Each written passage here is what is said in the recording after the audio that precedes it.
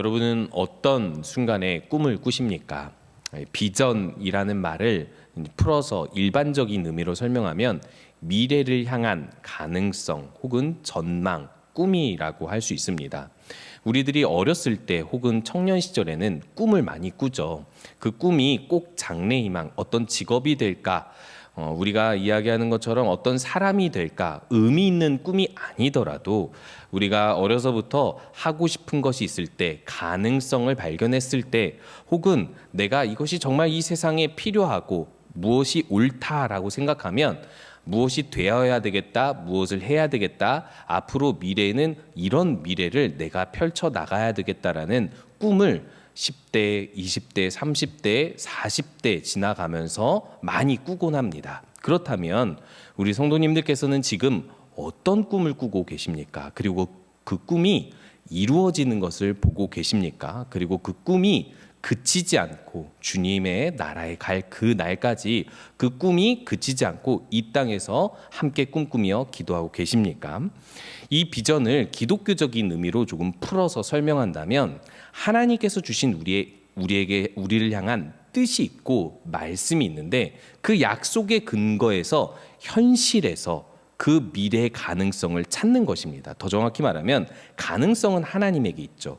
그리고 하나님께서 우리에게 이루실 그 뜻은 분명합니다. 그런데 이 현실 가운데 없는 것이 있죠. 아직 이루어지지 않은 하나님 나라의 완성이 아직 이루어지지 않았기 때문에 우리들은 이 현실 가운데에서 하나님께서 주신 말씀을 품고 무엇인가를 이 땅 가운데 하나님 나라, 하나님의 뜻을 이렇게 이루어야 되겠다라고 꿈꾸는 것이 기독교적인 비전이라고 할 수 있고, 이것은 하나님께서 우리 모두에게 주시는 사명이기도 하면서 책임이기도 하고, 또 이것은 주님이 다시 오실 때까지 이 비전은 끊이지 않고 모든 그리스도인들이 품어야 할 것들입니다.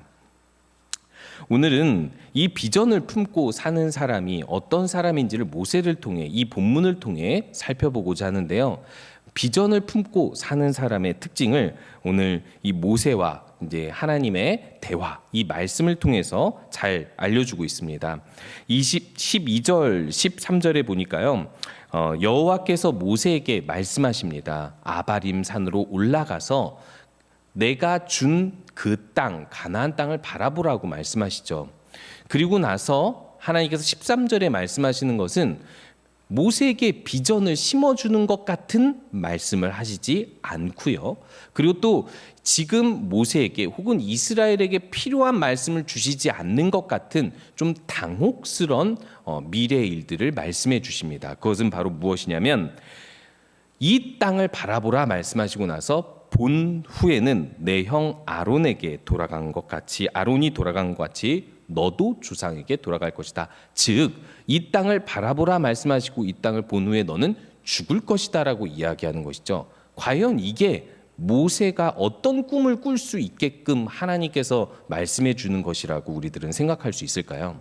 제가 좋아하는 코미디 프로그램이 있었습니다. 물론 지금은 하고 있지는 않은데요.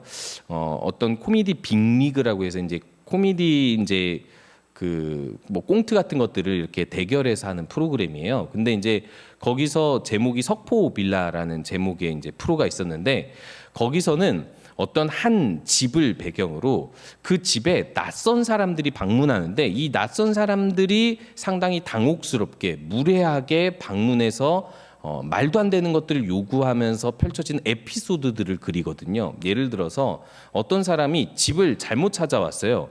그래 놓고서는 그 집에서 목욕 좀 하고 가겠습니다. 그러니까 저 등 좀 밀어주세요. 이런 말도 안 되는 어떤 요구들을 한다든지 그 밖에 갑자기 자신의 그 아들, 딸의 친구라고 하는 애가 방문해가지고는 생긴 건 아저씨 같이 생겼는데 여고생 분장을 해가지고 와서는 걸그룹 노래를 부른다든지 이런 어떤 코믹스런 상황을 이야기하는데요. 그 중에서 제가 참 공감이 된다기보다는 이게 재밌다고 본 부분이 옆집 사람이 방문하는 이제 부분이었습니다. 이 옆집 사람이 방문을 해서 뭐를 하냐면 안녕하세요. 저는 여기 옆집에 사는 신혼부부인데요.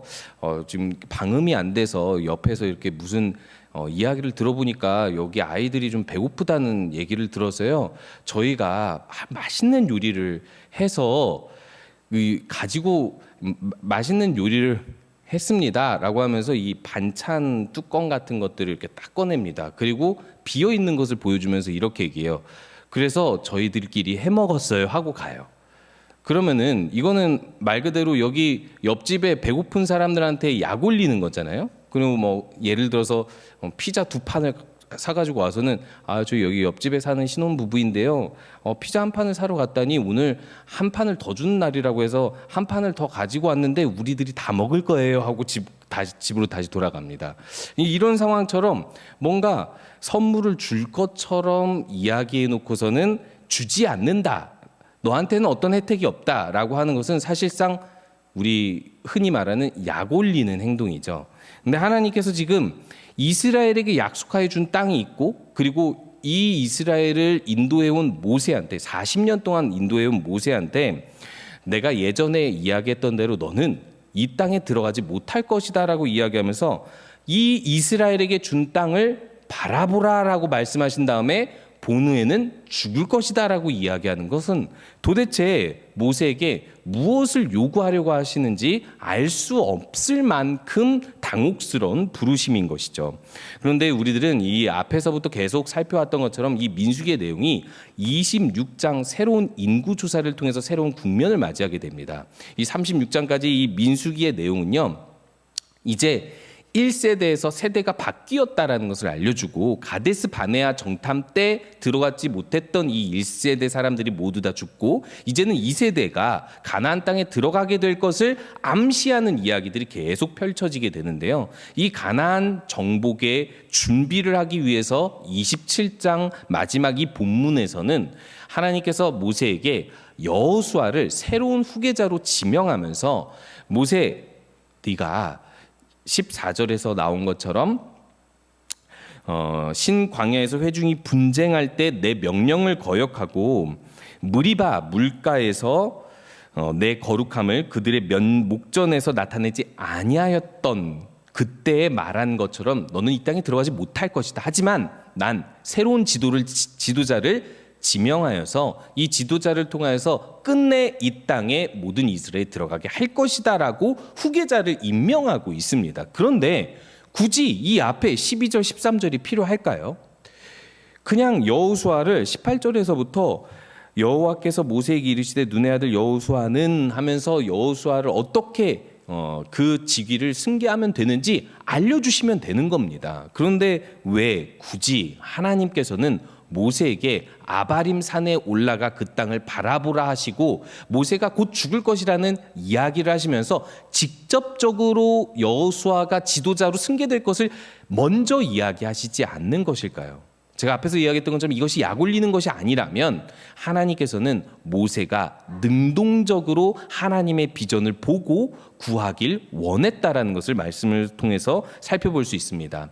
여기 12절에서 보면 아바림 산은요 건너편이라는 뜻을 가진 산입니다. 산맥인데요. 이 아바림 산 꼭대기에는 느보산이 있죠. 그리고 느보산 꼭대기에서 모세는 이제 이 생을 다하게 됩니다. 그리고 나서 이 아바림 산이 왜 건너편이라는 뜻을 가지고 있냐면 가나안 땅 요단강 건너편 동쪽에 있는 가나안 땅이 다 보이는 산이기 때문에 그런 이름을 가지고 있는데요.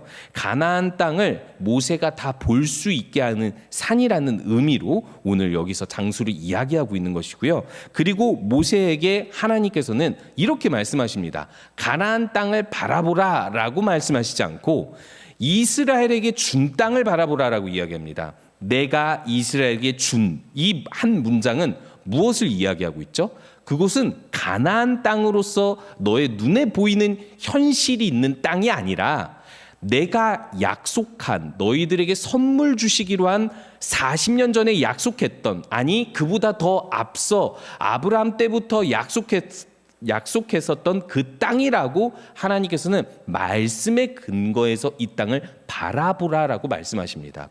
여기서 바라보라라는 이 언어의 뜻은요 조금 더 깊이 살펴보면 주목하여서 바라보라라는 뜻입니다. 무엇인가를 조사하듯이 면밀히 살펴보라는 거예요. 무엇인가 보일 때까지 보라는 것이죠. 하나님께서 말씀에 근거해서 이 땅을 볼 때 무엇을 볼 수 있는가를 물어보는 것입니다. 그런데 한 가지 정보를 더 주고 있죠. 이 본 후에는 아론처럼 너도 이 땅을 들어가기 전에 이 세상을 떠나게 될 것이라 라는 말씀을 하고 있습니다. 그렇다면 모세가 보게 되는 것은 무엇일까요? 이스라엘에게 준 땅, 이 땅에서 하나님께서 내가 없이 이스라엘이 들어가면 무슨 일이 펼쳐질지를 보라고 하나님께서 말씀하고 계시는 것입니다.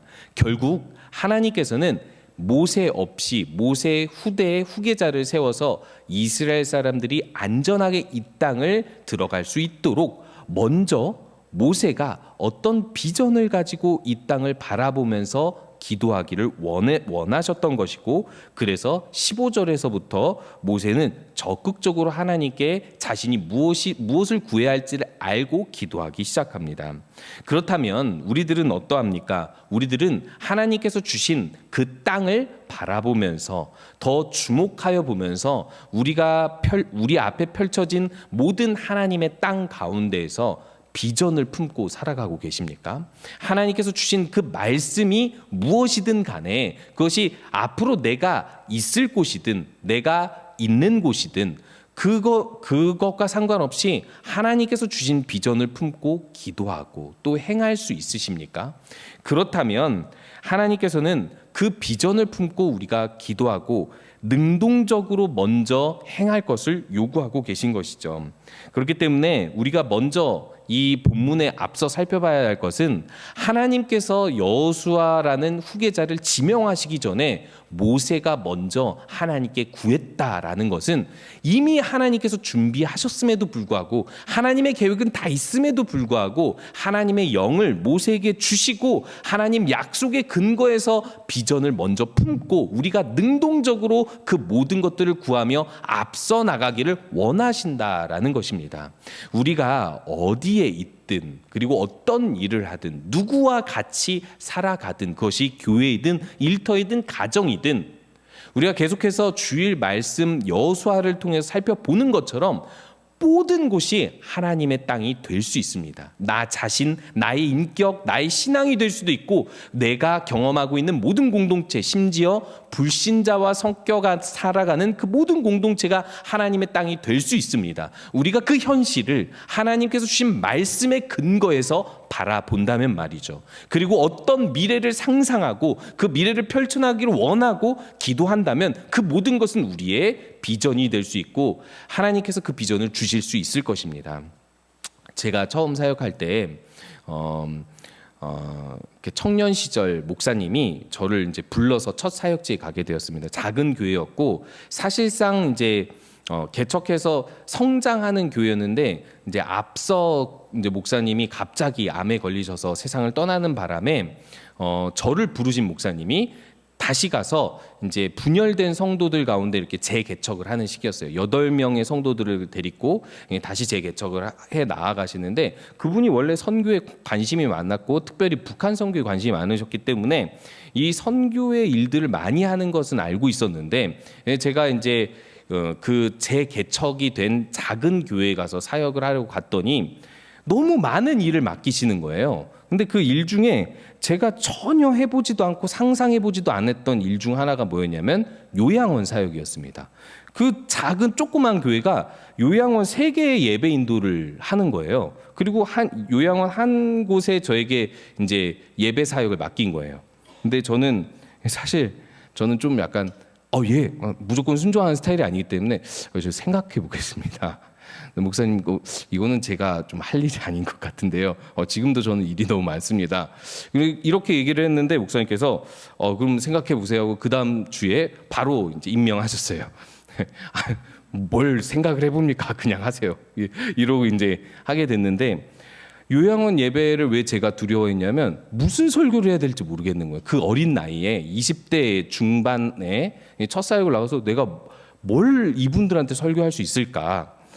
근데 담임 목사님이 이제 당시에 설교하고 있었던 이제 요양원에 이제 또 다른 요양원에 가게 됐어요. 거기는 치매 전문 병원이었습니다.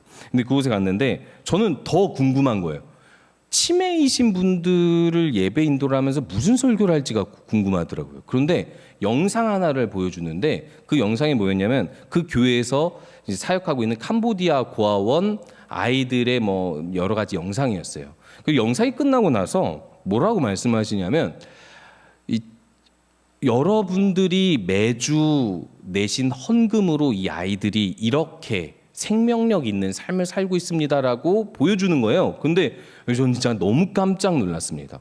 요양원에서 헌금을 걷는 것도 너무 놀라운데 이 헌금으로 어떻게 무슨 하나님 나라의 일이 밖에서 벌어지고 있는지 치매에 걸리신 분들한테 설명하고 보여준다는 게 저에게 있어서는 너무 놀라운 일이었어요. 근데 제가 그때 무슨 생각했냐면 내가 볼 수 없는 것을 이분은 보셨구나.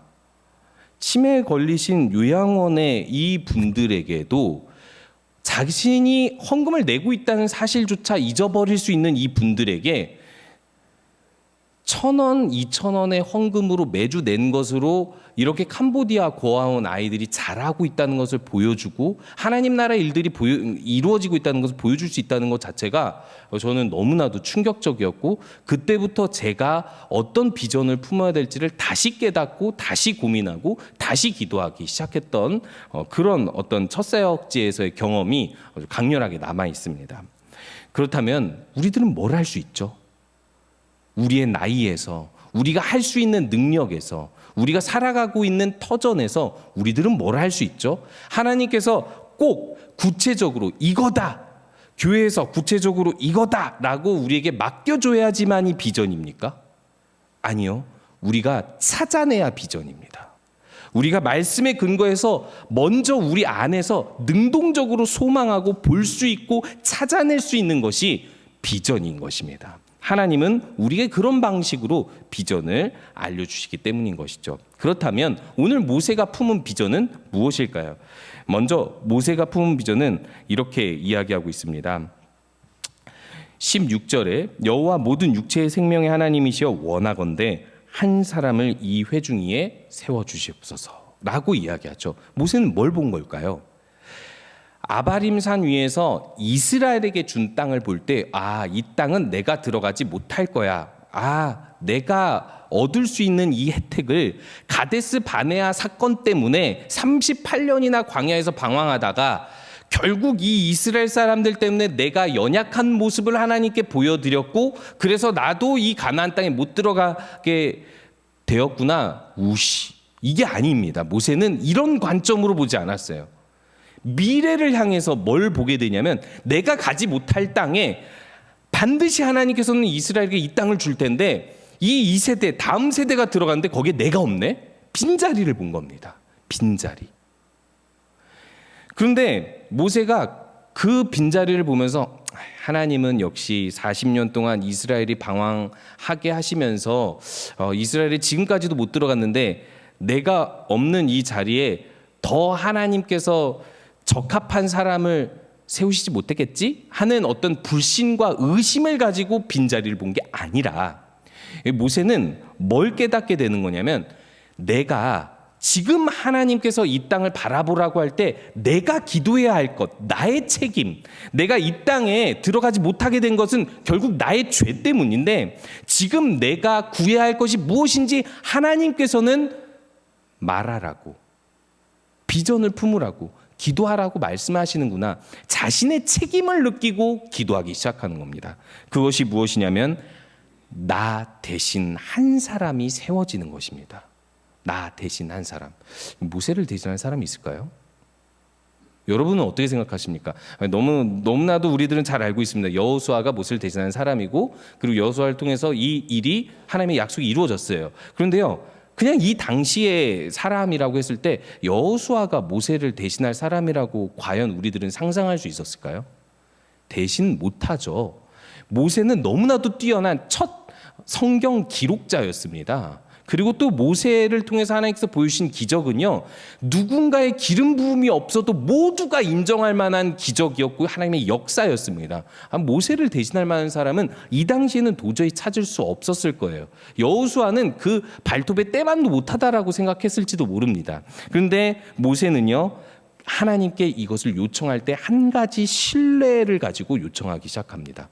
하나님이 나를 세우신 것처럼 나보다 뛰어나든 뛰어나지 않든 누군가를 반드시 세우실 것이라고 보고 또 한 가지를 보는데, 그 빈자리를 보면서 목자 없는 양떼와 같이 될 이스라엘을 상상하기 시작합니다. 실제로 이스라엘은 목자 없는 양떼처럼 되지 않았습니다. 그런데 모세는 이 현실에서 이렇게 될 수 있다라는 염려를 하죠. 그러면서 모세가 구한 것은 목자 없는 양떼의 이미지를 상상하면서 하나님, 이런 일이 되어지지 않도록 아주 훌륭한 하나님의 사람을 지목하여 주시옵소서라고 기도하는 겁니다. 모세는요, 40년 동안 광야에서 목자 생활을 했습니다. 목자 생활을 하면서 여러 가지를 많이 지켜봤겠죠. 저도 이런 생각을 해봤습니다. 40년 동안 모세는 훌륭한 목자였을까? 정말 완벽하게 단 한 번도 실수가 없었던 훌륭한 목자였을까? 여러 가지 많은 시행착오들을 경험했을 거라고 생각을 하는데, 그것 중 한 가지가 뭐냐면 목자 없는 양떼의 상황을 살펴보지 못했을 수도 있다라는 거예요. 아니면 자신 외에 다른 책임감 없는 목자, 능력 없는 목자들을 분명히 봤을 것입니다. 그러니까 목자 없는 양떼의 상황이 어떤지를 분명히 알았을 것이라는 거죠. 양들은 목자의 음성만 듣습니다. 자신의 목자의 음성만 듣습니다. 그런데 이것이 단점이 뭐가 있냐면, 자신의 목자의 음성만 듣기 때문에 그 목자가 사라져버리거나 죽거나 혹은 양떼를 버리면 이 양떼들은요, 갈 곳이 없어져요. 양들이 볼 수 있는 시야도 3m밖에 되지 않고, 이 양들은 자신들이 걸어온 길을 기억하지 못합니다. 우리들이 키우는 강아지들만도 못하다라는 거죠. 그리고 그리 지혜롭지 않습니다. 양들은 제 각기 갈 길로 가버리게 돼서 이 양들은 목자가 없으면 흩어진다고 성경에서는 종종 말씀하죠. 이 양떼들이 흩어져 버리면 무슨 일이 벌어집니까? 하나님께서 이제까지 이루어 오신 하나님의 역사가 한순간에 흩어져 버리는 것 같은 이미지를 모세는 상상하게 되고, 또 이 이스라엘 사람들 제2세대, 하나님의 약속을 받은 다음 세대가 하나님 나라에 들어가지 못할 것이라는 아주 절망적인 상황을 그려보게 되는 것이죠. 그렇기 때문에 모세는요, 이 목자 없는 양떼가 되지 않도록 한 사람의 훌륭한 목자를 세워주시기를 하나님께 간구하게 되는 것입니다. 그렇다면 우리가 이 시대에 바라봐야 한 가지 비전이 무엇입니까? 바로 한 사람을 세우는 것입니다. 우리들은요, 곧 떠납니다. 이 세상에서 우리가 오래 남아 있어봤자 몇십 년이에요. 뿐만 아니라 우리가 꼭 이 세상을 떠나는 것이 아니라 할지라도 우리에게는 여러 가지 교회에서나 가정에서나 일터에서 맡겨진 자리가 있죠. 그 자리는 영원하지 않습니다. 우리에게 맡겨지는 때는 그것이 어떤 직분이 됐든 책임이 됐든 직위가 됐든 그것은 우리에게 잠깐 맡겨지는 거예요. 10년, 20년, 길면 3, 40년이겠죠. 그런데요, 우리가 떠나기 전에 우리가 한 사람을 세우지 못했다면 우리들은요, 이 모세와 같이 비전을 품고 살아간 사람이라고 할 수 없는 것이죠. 왜 한 사람을 못 세워요? 한 사람 정도는 세울 수 있잖아요. 우리가 열심히 기도하면서 열심히 하나님 말씀으로 양육하면서 우리가 어디서든 이 한 사람을 세울 수 있다는 것입니다. 내가 없는 곳을 상상하면서, 내가 없을 곳을 상상하면서 내가 있는 곳에서 나도 역할을 잘해야 되지만 나보다도 더 잘 역할을 수행해서 앞으로 어떤 어두운 시대가 펼쳐질지 모르는데 그 시대를 열어갈 한 사람의 리더를 우리들은 세워가야 할 비전을 가지고 있어야 되지 않을까요? 제가 오늘 이 말씀을 이제 살펴보면서 저 자신을 돌아보기 시작했습니다. 목회자로서 사실 교회가 직업이잖아요. 한마디로 얘기하면 매일 이제 살아가는 직업이니까 교회에서 목회자로서 한 사람을 세우는 꿈을 꾸는 것은 사실 어려운 일은 아닙니다. 목회자로서요. 근데 제가 간과하고 있는 것이 무엇이 있을까 좀 더 찾아보니까 제가 요즘 기도하고 있는 제목 중 하나가 뭐냐면 둘째가 생기는 거예요. 하나님께서 주실진 모르겠습니다. 그것은 하나님 뜻에 달렸으니까. 그런데 솔직히 제가 첫째를 낳을 때도 계획된 대로 낳은 것은 아니거든요. 준비가 되지 않았을 때 첫째가 생겼습니다. 근데 저는 이 속으로 그런 생각을 했어요. 난 아이를 키울 자신이 없는데, 난 되게 내 삶도 바쁘고 나도 나를 추스리는 것도 힘든데 자녀를 키운다. 아내와 다르게 저는 좀 약간 자녀를 낳고 기르는 것에 대한 어떤 좀 비전이 없었다고 해야 될까요? 근데 머릿속으로는 잘 알고 있었어요. 하나님의 나라를 위해서 하나님께서 우리에게 주신 그 생명력을 잘 보존해서 이렇게 뭐 낳고 어쩌고저쩌고 그렇기 때문에 분명히 아이를 낳아야 한다라고 생각을 했고, 그리고 첫째를 하나님께서 뜻하지 않은 시기에 뜻하지 않게 이제 키우게 되었습니다. 이제 몇 년이 지났죠. 그런데 마음속으로 이제 이 첫째를 위해서 기도하면 이제 두 가지를 위해서 기도하죠. 무엇보다 하나님을 바르게 알도록. 제가 사역하면서 무엇을 많이 받겠습니까? 교회를 떠나는 모태 신앙인들 많이 봐요. 그리고 실제로 이 목사님 아들 중에 무신론, 나는 이제 종교를 갖지 않겠다, 난 기독교인이 아니다, 무신론자다라고 이렇게 선언을 하는 사람들도 되게 많이 봅니다. 그러니까 그런 것을 보기 때문에 제가 얼마나 이 아이가 신앙을 갖게 하기 위해서 많은 에너지, 많은 기도, 많은 일을 해야 된다는 것을 잘 알고 있습니다. 그렇기 때문에 긴장하면서 그런 기도를 하게 돼요. 그리고 두 번째가 이 아이를 통해서 하나님 나라의 일들이 이제 이루어지기를 기도하죠. 근데 이 둘째를 낳기로 결심을 하고 그리고 또 기도를 하는 가운데 제가 이런 질문을 했거든요. 왜 둘째를 낳아야 하지? 이 한 아이 키우는 것도 힘든데 왜 둘째를 낳아야 하지? 라는 질문을 하게 된 거예요. 근데 여러분들은 제가 이런 질문을 하는 게 좀 낯설게 느껴지실 수도 있어요. 뭘 그런 질문을 하고 앉아있나, 그냥 키우면 되지, 뭐 이렇게 생각하실 수도 있는데, 저는 좀 그런 성향을 가지고 있습니다. 왜 내가 이런 일을 해야 되지? 이런 그런 생각을 하게 되는데, 제가 분명하게 이렇게 목적을 했어요. 우리 첫째가 혼자 외아들로 크면 교육상 안 좋아. 그러니까 둘째가 있는 것이 좋다. 그렇게 생각을 했습니다. 그리고 이 둘째가 이제 있으면 이 첫째가 이쁜 만큼 또 둘째도 얼마나 이쁘겠어. 하나님께서 주신 선물일 테니까 이 선물을 소중히 생각하면서 둘째를 낳자. 이렇게 생각했습니다. 이게 기독교적인 비전입니까? 무슨 생각을 했냐면, 제가 기독교적인 비전을 가지고 이 한 아이를 낳으려는 구체적인 생각을 하지 않았다라는 사실을 알게 됐습니다. 그래서 무슨 생각을 했냐면, 이 아이가 이 땅에서 하나 태어나요. 태어나서 이 아이가 천국으로 가요. 그러면은 그냥 천국에 인원 한 명 느는 거네, 이렇게 생각을 한 거예요. 그런데 제가 그렇게 생각할 게 아닌 거예요. 뭘 생각해야 됐었냐면, 지금도 어떤 곳에서는 불신자 가정이 있고 불신자 가정에서 한 죽은 생명이 태어납니다. 근데 그 생명들 누가 끌고 천국으로 데리고 갈 거예요? 제가 목회하는 동안에는 제가 어느 정도의 어느 곳에서 책임을 가지고 그 일을 할 수 있겠죠. 그런데 40년 후에는, 아마도 4, 50년 후에는 제가 이 세상에 없을 텐데 그 일을 누가 할 수 있는 거죠?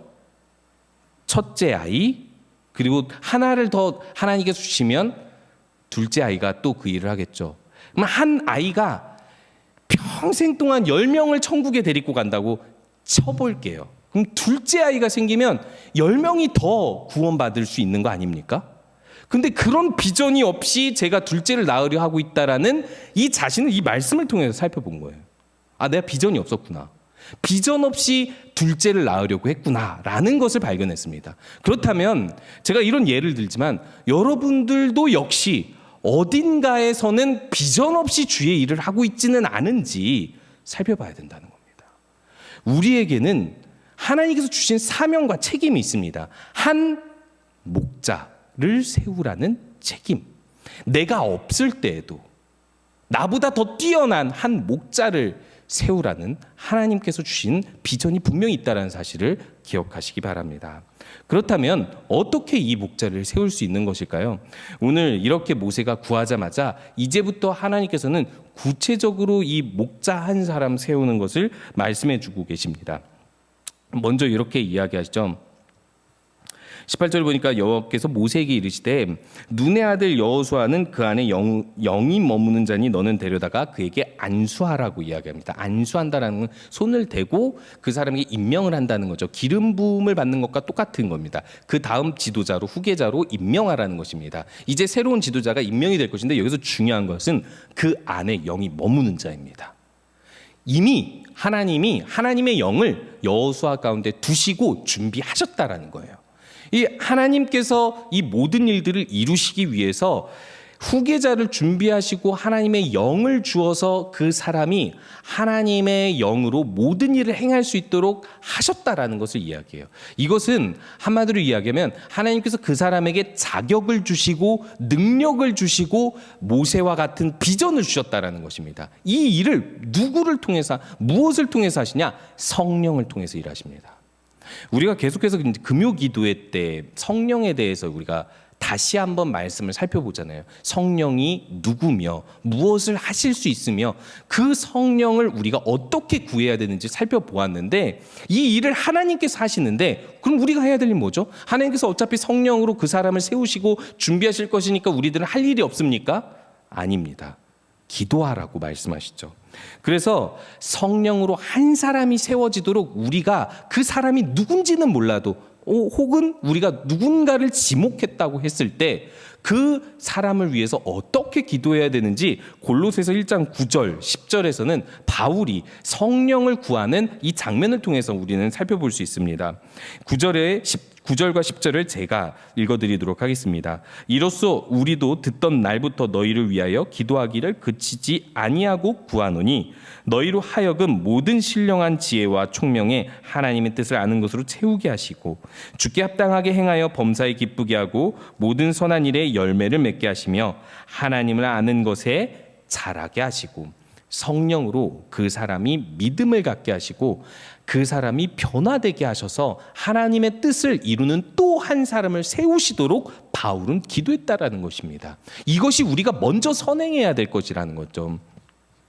두 번째로 이제 이 여호수아에게 안수할 뿐만 아니라 또 어떻게 해야 되는지를 위탁해야 된다는 것을 이야기하시는데요. 그게 바로 제사장 엘르아살과 회중 앞에서 위탁하라고 이야기합니다. 이제 이 사람들에게 공식적으로 한 지도자가 세워진다라는 것을 이야기하라는 거죠. 맡기라는 것이죠. 그런데요, 여기서 이 21절에 보면 조금 독특한 표현이 있습니다. 그는 제사장 엘르아살 앞에 설 것이요 엘르아살은 그를 위하여 우림의 판결로서 여호와 앞에 물을 것이며라고 이야기합니다.